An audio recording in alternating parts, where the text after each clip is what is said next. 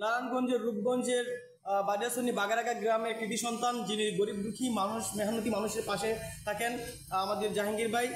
জাহাঙ্গীর ভাইয়ের কাছ থেকে আমরা জানতে চাইবো যে গুতিয়াপর, রূপগঞ্জের গুতিয়াপর 3 নং ওয়ার্ডের সাজেদা বেগম অসহায় বৃদ্ধ এবং দরিদ্র, হতদরিদ্র, তিনি অসহায় মানবতার জীবনযাপন করতেছেন। সে বিষয়ে তিনি যে তার বাসস্থানের উদ্যোগটা নিয়েছেন, সেই উদ্যোগটা আমাদের উপজেলা নির্বাহী অফিসার জনাব মোহাম্মদ সাইফুল ইসলাম স্যার সাদরে গ্রহণ করেছেন এবং তাকে সম্ভাষণ জানিয়েছেন। সেই ক্ষেত্রে তার কাছ থেকে জানবো তার এই মহৎ উদ্যোগটা নেওয়ার কারণ কি, তার পিছনে কোনো কি কারণ কি, আর তার ভবিষ্যৎ পরিকল্পনা কি, তার কাছ থেকে জানবো।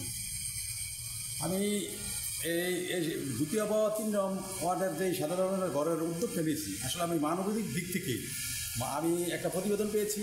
এই জন্য আমার মানবিক দিক থেকে আমার অন্তরে একটু আঘাত লাগছে। আমি রূপগঞ্জের সন্তান, আমাদের রূপগঞ্জে একজন মানুষ অসহায়, ঘর থাকবে না, আমরা ঘরে থাকবো, এই মানবিক দিক থেকে বিবেচনা করে আমি নিজ থেকে উদ্যোগ নিয়েছি। আমার অন্য কোনো উদ্দেশ্য না, মানবিক দিক থেকে আমি এই মহিলাকে আমি একটা ঘর করে দিব, এই আমার উদ্দেশ্য, আর অন্য কোনো উদ্দেশ্য না। আর আমাদের যে টিউনি মহোদয়, উনি যে আমার এই ক্ষুদ্র এই সাধুবাদ জানিয়েছেন, এই জন্য আমি ব্যক্তিগতভাবে ওনাকে আমার পক্ষ থেকে আমি ধন্যবাদ জানাই। আর আমি চাই আমি এই ঘরটা নির্মাণ দেওয়ার পরে উনি যেন আমার সাথে থাকেন, সে থেকে এই মহিলাকে ঘরটিকে বুঝিয়ে দেন। রূপগঞ্জের যে আনাচে কানাচে প্রত্যন্ত অঞ্চলে সাজেদা বেগমের মতন হাজারো সাজেদা বেগম রূপগঞ্জে অসহায় দরিদ্র জীবনযাপন করতেছে।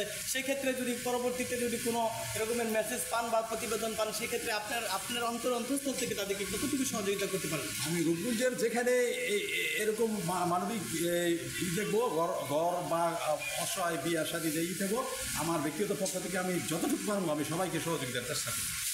আর আপনি যেহেতু বিএনপির রাজনীতি করেন দীর্ঘ অনেক বছর যাবৎ, আমরা জেনেছি বিভিন্ন সময় আপনি কারাগারে ছিলেন এবং রাজপথে যাওয়া সৈনিক হিসেবে কাজ করেছেন। আপনার নেতার উদ্দেশ্য যদি কিছু বলতেন এবং আপনাদের অনুপ্রেরণা কী এবং আপনাদের নেতার মেসেজ কী? আমাদের নেতা, আমরা বীর মুক্তিযোদ্ধা কাজী মনির সাহেবের নেতৃত্বে আমরা রাজনীতি করি। আর আমাদের রূপগঞ্জের অভিভাবক আবু মোহাম্মদ মাসুম ভাই, ওনার উদ্দেশ্য হইল উনি মানুষের জন্য কাজ করবে।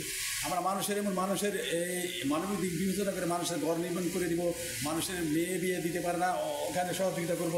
রাস্তাঘাট এই নির্মাণ করতে পারে না, আমরা রাস্তাঘাট নির্মাণ করে দিব।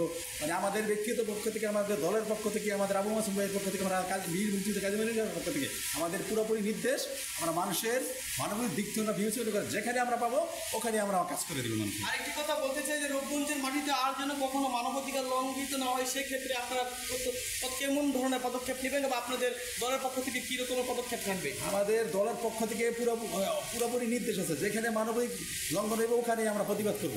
আমরা যাতে রূপগঞ্জের মাটিতে কোনোদিন মানবিক লঙ্ঘন না হয়, আমরা সেই ব্যাপারে সজাগ কাছেই আমরা থাকবো। আমরা যেখানে এরকম ঘটনা ঘটবে ওখানে আমরা ঝাঁপাইয়ে পড়ব। ধন্যবাদ আপনাকে।